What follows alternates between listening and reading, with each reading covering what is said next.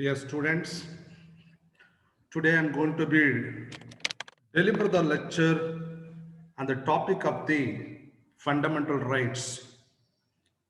ಈ ದಿನ ನಾನು ಮೂಲಭೂತ ಹಕ್ಕುಗಳ ಬಗ್ಗೆ ಕಲಿಸ್ಲಿಕ್ಕೆ ಹೋಗ್ತಾ ಇದ್ದೀನಿ. ಸಂವಿಧಾನದಲ್ಲಿ part 3 of Indian Constitution deal with the fundamental rights. See, you can understand these fundamental rights given from the Constitution of India. So this rights also the basic idea of the political democracy. ರಾಜಕೀಯ ಪ್ರಜಾಪ್ರಭುತ್ವವನ್ನ ನಮಗೆ ನೀಡಿದ್ದಾವೆ. ಅದರ ಅರ್ಥ ಯಾರು ಬೇಕಾದರೂ ಚುನಾವಣೆಯಲ್ಲಿ ಸ್ಪರ್ಧಿಸಿ ಅಧಿಕಾರವನ್ನ ಹೊಂದಲಿಕ್ಕೆ ಸಂವಿಧಾನ ನಮಗೆ ಮುಕ್ತವಾದಂತಹ ಅವಕಾಶವನ್ನ ಕೊಟ್ಟಿದೆ. These fundamental instincts, they are the most essential right for the all-round development. ಒಬ್ಬ ಸಮಾಜದ ಅಥವಾ ಒಂದು ವ್ಯಕ್ತಿಯ ಸರ್ವಾಂಗೀಣ ಅಭಿವೃದ್ಧಿಯಾದಾಗ ಆಗ್ಬೇಕನ್ನೋದೇ ಇದರ ಮೂಲ ಉದ್ದೇಶ. ಅದರ ಅರ್ಥ ಮೆಟೀರಿಯಲಿ, ಇಂಟೆಲೆಕ್ಚುಲಿ, ಮಾರಲಿ ಅಂಡ್ ಸ್ಪಿರಿಚುವಲಿ, ಭೌತಿಕವಾಗಿ, ಬೌದ್ಧಿಕವಾಗಿ, ನೈತಿಕವಾಗಿ, ಆಧ್ಯಾತ್ಮಿಕವಾದಂತಹ ಸರ್ವಾಂಗೀಣ ಅಭಿವೃದ್ಧಿಯನ್ನು ಹೊಂದಿ ಆ ದೇಶದಲ್ಲಿ ವೆಲ್ಫೇರ್ ಸ್ಟೇಟ್ ಅಲ್ಲಿ ಸುಖವಾಗಿ ಬಾಳ್ಬೇಕನ್ನೋದೇ ಇದರ ಮೂಲ ನಿಯಮ. Not only it is also they are guaranteed and protected by the fundamental law of the land. It is called the Constitution. ಸಂವಿಧಾನ ಪ್ರತಿಯೊಬ್ಬರಿಗೆ ಹಕ್ಕುಗಳನ್ನ ಖಚಿತವಾಗಿ ಕೊಟ್ಟಿದೆ. ಈ ಹಕ್ಕುಗಳು ನಮಗೆ ಸಂರಕ್ಷಣೆಯನ್ನು ಒದಗಿಸಿಕೊಡ್ತವೆ. Part 3 of Indian Constitution deal with the fundamental rights. Article 12 to 25. It is for the fundamental rights. ನಿಮಗೆ ಪ್ರಶ್ನೆ ಕೇಳಬೇಕಾದ್ರೆ ಭಾಗ ಸಂಖ್ಯೆ 3 ಯಾವುದರ ಬಗ್ಗೆ ಹೇಳ್ತಂದಾಗ ಮೂಲಭೂತ ಹಕ್ಕುಗಳ ಬಗ್ಗೆ, 12ನೇ ವಿಧಿಯಿಂದ 35ನೇ ವಿಧಿವರೆಗೆ ಹಕ್ಕುಗಳ ಬಗ್ಗೆ ತಿಳಿಸುತ್ತದೆ. ಡಿಯರ್ ಫ್ರೆಂಡ್ಸ್, ನಮಗೆ ಸಂವಿಧಾನದಲ್ಲಿ 6 ಮೂಲಭೂತ ಹಕ್ಕುಗಳ ಬಗ್ಗೆ ಕೊಟ್ಟಿದೆ. We have seen there are the 6 fundamental rights excluding right of the basic education. ಇದರೊಳಗೆ ಇತ್ತೀಚೆಗೆ 21A ಆರ್ಟಿಕಲ್ ಅನ್ನು ಹೊಸದಾಗಿ ಸೇರ್ಪಡೆ ಮಾಡಿ ಸಂವಿಧಾನದ 86ನೇ ತಿದ್ದುಪಡಿ ಮಾಡಿ 2002ರಲ್ಲಿ RT ಅನ್ನು ಜಾರಿಗೆ ತರುತ್ತಾರೆ. Right to education. 6ರಿಂದ 14 ವರ್ಷದ ಮಕ್ಕಳಿಗೆ ಉಚಿತ ಮತ್ತು ಕಡ್ಡಾಯ ಶಿಕ್ಷಣ, free and compulsory education, age of 6 to 14 years childrens. So ಹಾಗಾಗಿ ನೀವು 2 ವಿಚಾರ ಗಮನಿಸಬೇಕು. ಈ ಶಿಕ್ಷಣ ಅನ್ನೋದು ಇವತ್ತು ಮೂಲಭೂತ ಹಕ್ಕಾಗಿದೆ. 86ನೇ ತಿದ್ದುಪಡಿಗಿಂತ ಮುಂಚಿತವಾಗಿ ಇದನ್ನ ಒಂದು ಹಕ್ಕಾಗಿ ಮಾಡಲಿಲ್ಲ. ಮನಮೋಹನ್ ಸಿಂಗ್ ಅವರ ನೇತೃತ್ವದ ಸರ್ಕಾರದಲ್ಲಿ ಇದನ್ನು ಜಾರಿಗೆ ತರ್ತಾರೆ. ಮುಂದೆ the fundamental rights of freedoms guaranteed, but these freedoms are absolute. No absolute, sorry. ಯಾವುದೇ ಮೂಲಭೂತ ಹಕ್ಕುಗಳು ನಮಗೆ ಸರ್ವಾಧಿಕಾರವನ್ನ ಕೊಟ್ಟಿಲ್ಲ. ಅವು ನ್ಯಾಯಕ್ಕೆ ಅಥವಾ ನ್ಯಾಯ ತೀರ್ಪಿಗೆ ಒಳಪಟ್ಟಿವೆ. The meaning of justicable is just judicially enforceable. ಇವು ನ್ಯಾಯಾಲಯದಿಂದ ಅನುಷ್ಠಾನಕ್ಕೆ ಜಾರಿಗೊಳಿಸಬಹುದಾಗಿದ್ದಾವೆ. ಅದೇ ಸಮಯದಲ್ಲಿ ನಾವು ಯಾವುದೇ ನಮ್ಮ ಹಕ್ಕುಗಳನ್ನು ದುರುಪಯೋಗಪಡಿಸಲಿಕ್ಕೆ ಸಂವಿಧಾನ ಹೇಳೋದಿಲ್ಲ. ಮತ್ತೆ what is the difference between the legal rights and constitutional rights? ಈ ಸಾಮಾನ್ಯ ಕಾನೂನು ಅನ್ನೋದು ಸಾಧಾರಣ ಕಾನೂನಿನ ಮೂಲಕವಾಗಿ ಕಾಯ್ದೆ ಮೂಲಕ ರಚನೆ ಆಗಿದ್ರೆ, ಈಗ ಉದಾಹರಣೆಗೆ ಇತ್ತೀಚಿನ GST, ನಂತರವಾಗಿ ಭಾರತ ಮತ್ತು ಬಾಂಗ್ಲಾ ನಡುವಿನ ಭೂ ವಿನಿಮಯ ಕಾಯ್ದೆ, ಇವೆಲ್ಲ ಇತ್ತೀಚೆಗೆ ಆಗಿದ್ದಾವೆ. ಇನ್ನು ಸಾಮಾನ್ಯ ಕಾನೂನುಗಳಂತಂದ್ರೆ ಮಾಸ್ಕ್ ಧರಿಸುವಂಥದ್ದು, ಹೆಲ್ಮೆಟ್ ಧರಿಸಿ ಅಡ್ಡಾಡುವಂಥದ್ದು, ಮತ್ತೆ ನಮ್ಮ ವೆಹಿಕಲ್ಸ್ ಗಳಿಗೆ ಇನ್ಶೂರೆನ್ಸ್ ಇಟ್ಕೊಂಡು ಅಡ್ಡಾಡುವಂಥದ್ದು, ಇವೆಲ್ಲ ಸಾಮಾನ್ಯ ಕಾನೂನುಗಳು. ಬಟ್ ಫಂಡಮೆಂಟಲ್ ರೈಟ್ಸ್ ಆಗಲ್ಲ. It is protected and guaranteed by the constitution of India for the people of this nation.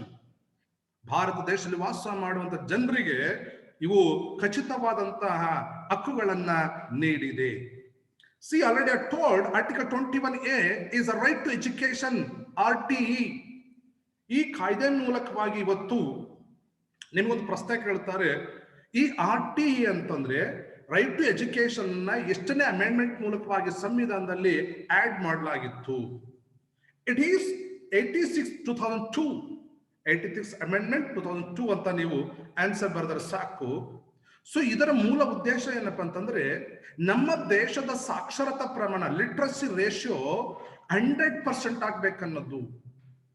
As on now 2011 census, it is indicating the total literacy ratio in India 75% only.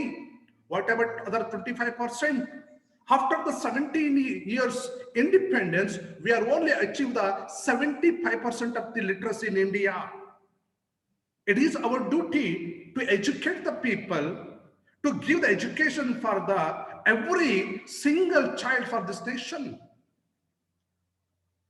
Dear students, right to education is fall under the right to freedom.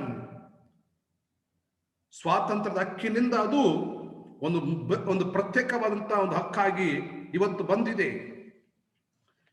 The state may deny some of the fundamental rights of the class, the people, as armed forces, paramilitary personnel, police, etc., in the interest of the administrative efficiency, national integrity. ಕೆಲವು ಸಮಯ ರಾಜ್ಯಗಳು ಈ ಮೂಲಭೂತ ಹಕ್ಕುಗಳನ್ನು ಕೊಡುವಂತ ಸಮಯದಲ್ಲಿ ಸೇನೆ, paramilitary, ಆಡಳಿತ ಮತ್ತು ಆಡಳಿತದ ಹಿತಾಸಕ್ತಿಯನ್ನ ಹೊಂದಿಕೊಂಡು ಕಾರ್ಯನಿರ್ವಹಿಸಬೇಕಾಗುತ್ತೆ. ಆದ್ರೆ ಗಮನಿಸಬೇಕು, ನಮಗೆ ಕೊಟ್ಟಂತ ಮೂಲಭೂತ ಹಕ್ಕುಗಳಲ್ಲಿ that there is a 2 rights, articles 20, 21. ಇವನ್ನ the president has the power to suspend the enforcement of the time of the emergency. ಸಂವಿಧಾನದಲ್ಲಿ 14ರಿಂದ 35ನೇ ವಿಧಿಗಳನ್ನ ನಮಗೆ ಈ ತುರ್ತು ಪರಿಸ್ಥಿತಿಯ ಸಮಯದಲ್ಲಿ ರದ್ದು ಮಾಡಬಹುದು, ನಮ್ಮ ಹಕ್ಕುಗಳನ್ನ ಬ್ಯಾನ್ ಮಾಡಬಹುದು. ಆದ್ರೆ 2 ಹಕ್ಕುಗಳನ್ನ ತುರ್ತು ಪರಿಸ್ಥಿತಿ ಸಮಯದಲ್ಲೂ ಸಹ ಬ್ಯಾನ್ ಮಾಡಕ್ಕಾಗೋದಿಲ್ಲ. It is unable to abolish or the ban, which are the 2 article 20 and 21. Article 20 ಹೇಳುತ್ತೆ, ಅಪರಾಧಿಯನ್ನ ಅಪರಾಧದ ಆರೋಪ ನಿಮಿತ್ತವಾಗಿ ಬಂಧಿಸಿ ಅವನನ್ನ ಶಿಕ್ಷಿಸುವಂತಿಲ್ಲ. ಆರ್ಟಿಕಲ್ 21, ರೈಟ್ ಟು ಲೈಫ್, ಜೀವಿಸುವ ಹಕ್ಕು. ತುರ್ತು ಪರಿಸ್ಥಿತಿಯಲ್ಲೂ ಸಹ ನಮಗೆ ನಾವು ಜೀವಿಸಲಿಕ್ಕೆ, ಆರೋಗ್ಯದ ಜೀವಿಸಲಿಕ್ಕೆ, ಉತ್ತಮವಾದ ಜೀವನ ಮಾಡಲಿಕ್ಕೆ ನಮ್ಮ ಹಕ್ಕುಗಳಿದಾವೆ. ಹಾಗಾಗಿ ನಾವು ನಮ್ಮ ಪ್ರಾಣ ತೆಗೆದುಕೊಳ್ಳಕ್ಕೆ ಅಥವಾ ನಾವು ಆತ್ಮಹತ್ಯೆ ಮಾಡ್ಕೊಳ್ಳೋಕೆ ನಮ್ಗೆ ಅನುಮತಿ ಇಲ್ಲ. ಇತ್ತೀಚಿನ ದಿನಗಳಲ್ಲಿ ಒಂದು ವಿಷಯ ನಮ್ಮ ದೇಶದಲ್ಲಿ ನೋಡ್ತಾ ಇದ್ವಿ, ಅದು ದಯಾಮರಣ ಅಂತ ಕರಿತೀವಿ. ಅನೇಕರು ಸಹ ಸಾಯ್ಲಿಕ್ಕಾಗಿ ರಾಷ್ಟ್ರಪತಿಗಳಿಗೆ ಪತ್ರ ಬರೀತಾರೆ, ದಯವಿಟ್ಟು ನನಗೆ ಬದುಕಲಿಕ್ಕೆ ಆಸೆ ಇಲ್ಲ, ನಾನು ಸಾಯ್ಲಿಕ್ಕೆ ದಯಾಮರಣ ಕೋರಿ ಅರ್ಜಿ. ಹಾಗಾದ್ರೆ ಮನುಷ್ಯನಿಗೆ ರೈಟ್ ಟು ಲೈಫ್ ಅನ್ನೋದು ಬಹಳ ಇಂಪಾರ್ಟೆಂಟ್. ಅವನಿಗೆ ಪರ್ಮಿಷನ್ ಬೇಕು ಅನ್ನೋದನ್ನು ನಾವಿಲ್ಲಿ ಗಮನಿಸ್ತಾ ಇದ್ವಿ. ಸೊ ಈ ರೈಟ್ಸ್ ಅನ್ನೋದು ಎಲ್ಲರಿಗೂ ಕೊಡಲ್ಪಟ್ಟಿದೆ ಭಾರತದಲ್ಲಿ. The rights which have provided to the citizen of India for all the person including foreigners. ಈ ದೇಶದಲ್ಲಿರುವಂತಹ ವಿದೇಶಿಗಳಿಗೂ ಸಹ ನಮ್ಮ ಹಕ್ಕುಗಳು ಕೊಡಲ್ಪಟ್ಟಿವೆ. ಆದರೆ the rights are guaranteed under article 15, 16, 19, 20, 29 and 30 are available to citizen only, while the all other rights are available all the persons. ಇಲ್ಲೇಂತೀವಿ 15ನೇ ವಿಧಿ, 16, 20, 19, 29, 30ನೇ ವಿಧಿಗಳು ನಮ್ಮ ದೇಶದ ಭಾರತೀಯರಿಗೆ ಕೊಟ್ಟಿದ್ರೆ ಉಳಿದೆಲ್ಲ ವಿಧಿಗಳು ಸಹ ಇನ್ಕ್ಲೂಡಿಂಗ್ ವಿದೇಶಿಗೂ ಸಹ ಅನ್ವಯಿಸಲ್ಪಡುತ್ತೆ. ಹಾಗಾದರೆ ನಮ್ಮ ದೇಶದಲ್ಲಿ ಆರ್ಟಿಕಲ್ 352 ಪ್ರಕಾರವಾಗಿ on the ground of the war external aggressions, the president of India can declare the national emergency. ದೇಶದಲ್ಲಿ ಯುದ್ಧಗಳಾಗ್ತಾ ಇದ್ದಾವೆ, ಆಂತರಿಕವಾಗಿ ದಂಗೆ ಆಗುತ್ತೆ ಎನ್ನುವಂತ ಸಂದರ್ಭ ಬಂದಾಗ ಮಾನ್ಯ ರಾಷ್ಟ್ರಪತಿಯವರು ಸಂವಿಧಾನದ 352ನೇ ವಿಧಿಯನ್ನು ಬಳಸಿಕೊಂಡು ರಾಷ್ಟ್ರೀಯ ತುರ್ತು ಪರಿಸ್ಥಿತಿಯನ್ನು ಏರಬಹುದು. ಸಂವಿಧಾನದಲ್ಲಿ 3 ರೀತಿಯ ಎಮರ್ಜೆನ್ಸಿಗೆ ಮಾತ್ರ ಅವಕಾಶ ಕೊಡಲಾಗಿದೆ. ಡಿಯರ್ ಫ್ರೆಂಡ್ಸ್, ಒಂದನೇದು 352ನೇ ವಿಧಿ national emergency. Article 356, state or state emergency or president rule. Article 360, financial emergency. ಈ ಮೂರು ವಿಧಿಗಳಲ್ಲಿ 352ನೇ ವಿಧಿಯನ್ನು ನಮ್ಮ ದೇಶದಲ್ಲಿ 3 ಬಾರಿ ಬಳಸಲಾಗಿದೆ. 1962ರಲ್ಲಿ ಭಾರತ ಮತ್ತು ಚೀನಾದ ನಡುವಿನ ಯುದ್ಧ ಸಂದರ್ಭದಲ್ಲಿ, 1964ರ ಭಾರತ ಮತ್ತು ಪಾಕಿಸ್ತಾನ ಯುದ್ಧದ ಸಮಯದಲ್ಲಿ, 1999ರ ಕಾರ್ಗಿಲ್ ಯುದ್ಧ ಸಮಯಗಳಲ್ಲಿ ನಾವು ಈ ತುರ್ತು ಪರಿಸ್ಥಿತಿಯನ್ನ ಏರಲಾಗಿದೆ. ಆದರೆ ಆರ್ಟಿಕಲ್ 356 ಈ ಸ್ಟೇಟ್ ಎಮರ್ಜೆನ್ಸಿ ಅಂತ ಕರಿತೀವಲ್ಲ, ಇದು ರಾಷ್ಟ್ರಪತಿಯವರ ಆಳ್ವಿಕೆ. ಯಾವ ರಾಜ್ಯಗಳಲ್ಲಿ ಸಾಂವಿಧಾನಿಕ ಬಿಕ್ಕಟ್ಟು ಉಂಟಾಗುತ್ತೋ, ಕಾನ್ಸ್ಟಿಟ್ಯೂಷನ್ ಕ್ರೈಸಿಸ್ ಉಂಟಾಗುತ್ತೋ, ಯಾವ ರಾಜ್ಯಗಳಲ್ಲಿ ಆಡಳಿತಕ್ಕೆ ಬಹುಮತವಿಲ್ಲದ ಸರ್ಕಾರಗಳಿರುತ್ತವೋ ಅಂತ ಸರ್ಕಾರಗಳನ್ನ ವಜಾಗೊಳಿಸಿ ಅಲ್ಲಿ 6 ತಿಂಗಳವರೆಗೆ ರಾಷ್ಟ್ರಪತಿಯವರ ಆಡಳಿತವನ್ನ ಹಾಕುವುದನ್ನ ನಾವು ಕಾಣುತ್ತೀವಿ. ನಮ್ಮ ದೇಶದ ಇತಿಹಾಸದಲ್ಲಿ ಕೇರಳ ಮೊಟ್ಟ ಮೊದಲ ಬಾರಿಗೆ 9 ಬಾರಿ ರಾಷ್ಟ್ರಪತಿ ಆಡಳಿತಕ್ಕೆ ಒಳಗಾಗಿದೆ. ಪಂಜಾಬ್, ಕರ್ನಾಟಕ, ನಂತರವಾಗಿ ಉತ್ತರ ಪ್ರದೇಶ, ಹೀಗೆ ಹಲವು ರಾಜ್ಯಗಳು 6 ಬಾರಿ, 7 ಬಾರಿ, 8 ಬಾರಿ. ಇದನ್ನು ನಾನು ಈ ರಾಜ್ಯ ಸರ್ಕಾರಕ್ಕೆ ಬಂದಾಗ I will explain everything.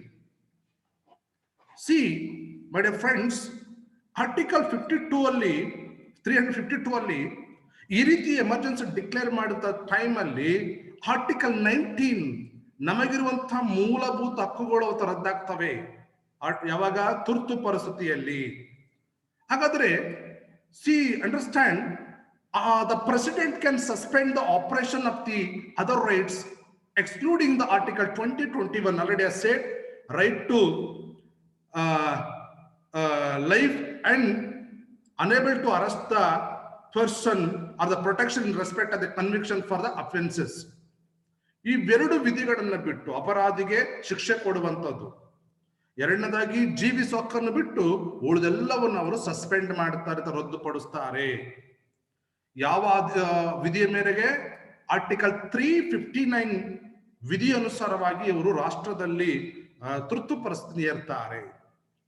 See my dear friends, ನಮಗೆ ಸಂವಿಧಾನದಲ್ಲಿ ಆರಂಭದಲ್ಲಿ ಅಂದ್ರೆ ಮೂಲ ಸಂವಿಧಾನದಲ್ಲಿ 7 ಹಕ್ಕುಗಳಿದ್ವು. ಬಟ್ ಈಗ ನಮಗಿರೋದು ಕೇವಲ 6 ಹಕ್ಕುಗಳು.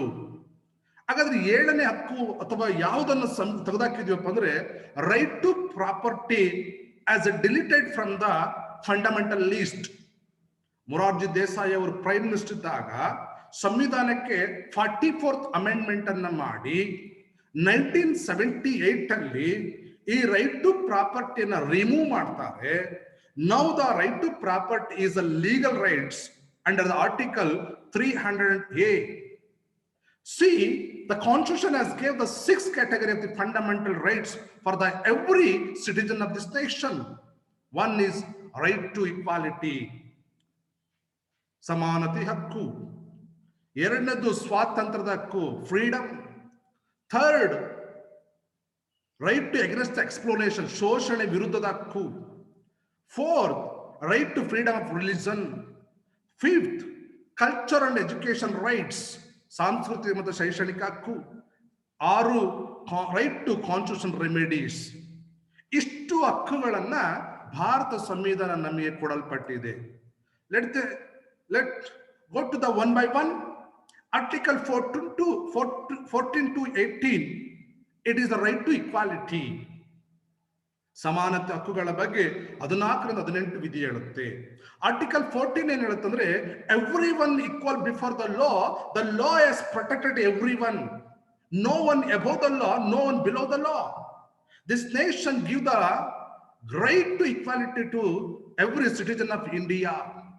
That's why the makers of the Indian Constitution, the people put this article to give the social justice for this nation. Baba Saheb Ambedkar ಅವರು ಬಹುದೊಡ್ಡ ಶೋಷಣೆ ಅನುಭವಿಸಲ್ಪಟ್ಟಂತ ವ್ಯಕ್ತಿ. ಮಾಹೋ ಜನಾಂಗದಲ್ಲಿ ಅಂದಿನ ಕಾಲದಲ್ಲಿ ಆಗುತ್ತಿದ್ದಂತಹ ಈ ಅಸಮಾನತೆಯನ್ನು ನೋಡಿ ಅವರು ಆರಂಭದ ದಿನಗಳಲ್ಲಿ ಈ ಅಸಮಾನತೆ ವಿರುದ್ಧ ಹೋರಾಡಲ್ಪಟ್ಟಂತ ವ್ಯಕ್ತಿ. ಹಾಗಾಗಿ ಅವರು ಈ ಸಂವಿಧಾನ ರಚನೆ ಮಾಡಬೇಕಾದ್ರೆ during the making the Indian constitution or drafting Indian constitution, the first right given to the right to equality. Article 15, it is clear, it says, prohibit the state of the discrimination against any citizen grounds on the religion, race, caste, sex and place of the birth. ಯಾವುದೇ ವ್ಯಕ್ತಿಯನ್ನ ಹುಟ್ಟಿದ ಸ್ಥಳದ ನಿಮಿತ್ತ, ಲಿಂಗ, ಜಾತಿ, ಧರ್ಮ ಮತ್ತು ವರ್ಣದ ಮೇಲೆ ಅವನಿಗೆ ತಾರತಮ್ಯ ಎಸಗುವಂತಿಲ್ಲ. It is abolished. Article 16, equal opportunity in government employment, public employment, ಸಾರ್ವಜನಿಕ ಹುದ್ದೆಯಲ್ಲಿ ಸಮಾನ ಅವಕಾಶ. Article 18, ಎಲ್ಲಾ ರೀತಿಯ ಬಿರುದುಗಳನ್ನ ರದ್ದು ಮಾಡಲಾಗಿದೆ. Abolish of the titles. Article 17, most important, abolish the untouchability, ಅಸ್ಪೃಶ್ಯತೆ ನಿಷೇಧ. ಈಗ ನಿಮಗೆ ಇದನ್ನೆಲ್ಲ ನೆನ್ಪಿಟ್ಕೊಳ್ಳಿಕ್ಕೆ ನಾನೊಂದು ಸೂತ್ರ ಹೇಳ್ತೇನೆ. 14 equality before the law. 15 abolish the discrimination, ತಾರತಮ್ಯ ಎಸಗುವಂತಿಲ್ಲ. 16ನೇದು ಸರ್ಕಾರಿ ಹುದ್ದೆಯಲ್ಲಿ ಅವಕಾಶ, equal opportunity in public employment. 17 untouchability, ಅಸ್ಪೃಶ್ಯತೆ. 18 ಟೈಟಲ್ಸ್, ಬಿರುದುಗಳು, ರಾಜಾದಿರಾಜ, ಮಹಾರಾಜ, ಸಾರ್ವಭೌಮ ಅಥವಾ ಸಾಮ್ರಾಟ, ಇವೆಲ್ಲ ಬಿರುದುಗಳನ್ನ ಸಂವಿಧಾನ ರದ್ದು ಮಾಡಿದೆ. ಮುಂದೆ ನಾವು ನೋಡ್ಕೊಳ್ಳೋದು 19ರಿಂದ 22 ವಿಧಿಗಳಲ್ಲಿ ನಿಮಗೆ 19ನೇ ವಿಧಿ ಬಹಳ ಇಂಪಾರ್ಟೆಂಟ್. ಆರ್ಟಿಕಲ್ 19 ಒಳಗಡೆ 6 ರೀತಿಯ ಸ್ವಾತಂತ್ರ್ಯ ಒಳಗೊಂಡಿದೆ. Article 19, it is guarantee the citizen of India 6 fundamental freedoms. Today everyone asks we are the citizen of India, we have the freedom to walk and move, to association, to assembly, to residency in any places of this nation, to settle the any states, to freedom of profession, occupation, trade and business, to preach and expression of the freedom. Walk ಸ್ವಾತಂತ್ರ್ಯದ ಹಕ್ಕು, assembly ಅಂದ್ರೆ ಸಭೆಯೆಲ್ಲ ಸೇರುವ ಹಕ್ಕು ಸ್ವಾತಂತ್ರ್ಯ, ಸಂಘಗಳ ರಚಿಸುವಂತ ಸ್ವಾತಂತ್ರ್ಯ, ದೇಶದಾದ್ಯಂತ ಸಂಚರಿಸುವ ಸ್ವಾತಂತ್ರ್ಯ, ಯಾವುದೇ ಸ್ಥಳದಲ್ಲಿ ವಾಸ ಮಾಡುವ ಸ್ವಾತಂತ್ರ್ಯ, ಯಾವುದೇ ವೃತ್ತಿಯನ್ನ, ವ್ಯಾಪಾರ ವಾಣಿಜ್ಯ ಮತ್ತು ಕೆಲಸವನ್ನು ಮಾಡುವಂತ ಸ್ವಾತಂತ್ರ್ಯವನ್ನ, 6 ರೀತಿಯ ಸ್ವಾತಂತ್ರ್ಯವನ್ನ ಆರ್ಟಿಕಲ್ 19 ಒಳಗೆ ಕೊಟ್ಟಿದೆ. ಹಾಗಾಗಿ more than supreme court judgement, it is based on the article 19 only. ಒಬ್ಬ ವ್ಯಕ್ತಿಯ ಬಗ್ಗೆ ಏನಾದರೂ ಜಡ್ಜ್ಮೆಂಟ್ ಬರ್ತದಂದ್ರೆ ಈ 19ನೇ ವಿಧಿ ಮೇಲೆ ಹಲವಾರು ರೀತಿಯ ಕಾನ್ಸ್ಟಿಟ್ಯೂಷನಲ್ ರಿವ್ಯೂ ಆಗುತ್ತೆ, ಜುಡಿಷಿಯಲ್ ರಿವ್ಯೂ ಇದೆ ನಮ್ಮ ದೇಶದೊಳಗಡೆ. ಕೊನೆಗೆ ಇಂಟರ್ಪ್ರೆಟ್ ಮಾಡೋದೇ Supreme Court. The final interpret of Indian constitution is Supreme Court. ಮುಂದೆ ಆರ್ಟಿಕಲ್ 2021 ಏನ್ ಹೇಳ್ತಾ ಇದ್ನಿ, ಅದಕ್ಕೆ ಅಂಡರ್ಲೈನ್ ಮಾಡಿದ್ನಿ. Protection in respect of the connection of the offences. ಅಪರಾಧ ಸಾಬೀತಾಗುವವರೆಗೆ ಅವನಿಗೆ ನಾವು ರಕ್ಷಣೆ ಕೊಡಬೇಕು. ಈ ದೇಶದ ಒಳಗಡೆ ಎಂತಹ ವ್ಯಕ್ತಿಗಳಾಗಿದ್ದರು. 2008 ಮುಂಬೈ ತಾಜ್ ಹೋಟೆಲ್ ಮೇಲೆ ನಡೆದಂತಹ ಒಂದು ಭಯೋತ್ಪಾದನೆ ಸಂಘಟನೆಗಳು, 2001 ಸಂಸತ್ ಮೇಲೆ ನಡೆದಂತಹ ದಾಳಿ, ಹಾಗೆ LTT ಉಗ್ರಗಾಮಿಗಳ ಒಂದು ದಾಳಿ, ಇಂಥ ನೇರವಾಗಿ ಕೃತ್ಯದಲ್ಲಿ ಭಾಗಿಗಳಾಗಿದ್ದರು. ಅವರ ವಿಚಾರಣೆ ಪೂರ್ಣಗೊಳಿಸುವವರೆಗೆ ಅವರಿಗೆ ರಕ್ಷಣೆ ಕೊಡಬೇಕಂತ ಸಂವಿಧಾನ ಹೇಳುತ್ತೆ. ಅಂದರೆ ಒಬ್ಬ ವ್ಯಕ್ತಿ ತಾನು ಅಪರಾಧಿಯನ್ನು ಅನಿಸುವವರೆಗೆ ಅವನು ಕೇವಲ ಆರೋಪಿ, ಅಪರಾಧಿ ಅನಿಸ್ಕೊಂಡಾಗ ಮಾತ್ರ ಅವನು ಕನ್ವಿಕ್ಟೆಡ್ ಆಗ್ತಾನೆ. ಸೊ ಅಲ್ಲಿವರೆಗೆ the constitution gave the protection. So ಅದನ್ನು ನಾವು ಹಲವಾರು ಉದಾಹರಣೆಗಳ ಮೂಲಕ ಬೇಕಾದ್ರೆ ಮುಂದಿನ ದಿನಗಳಲ್ಲಿ ತಿಳ್ಕೊಳ್ಳೋಣ.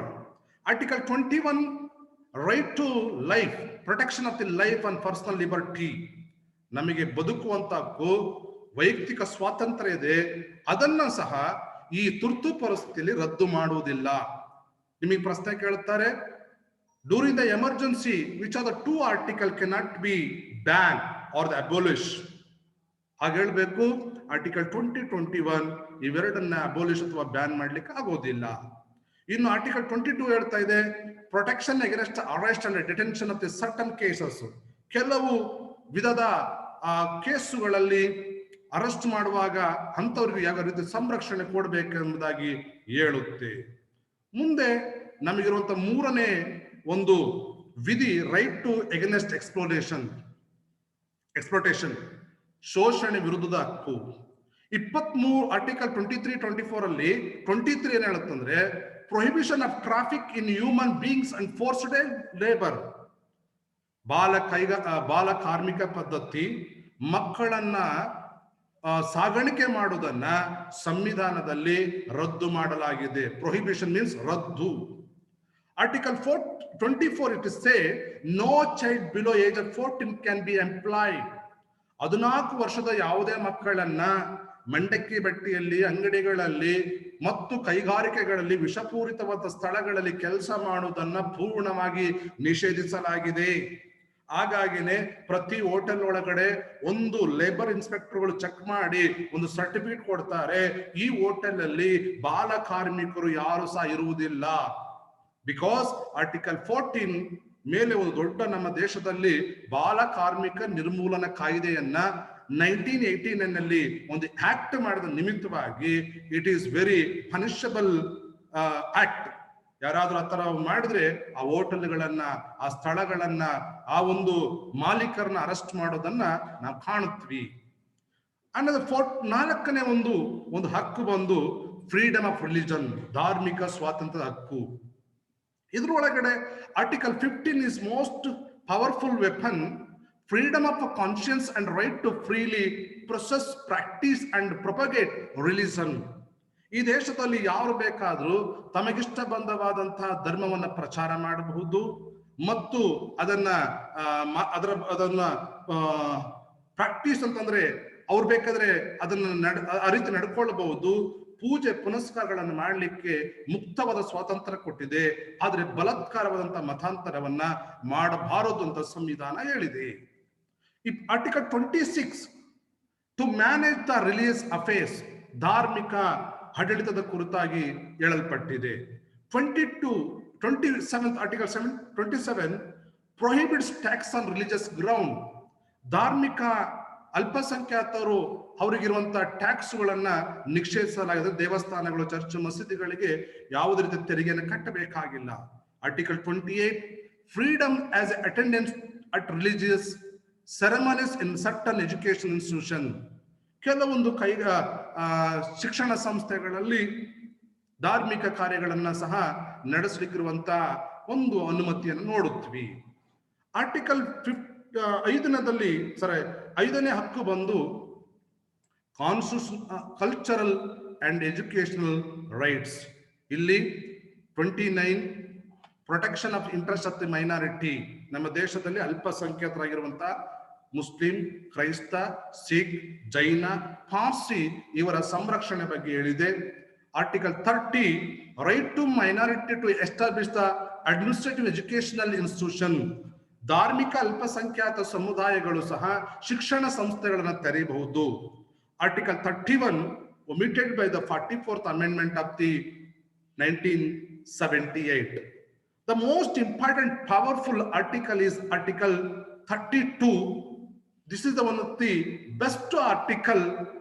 Baba Saheb Ambedkar said article 32 is the soul or heart of the Indian constitution.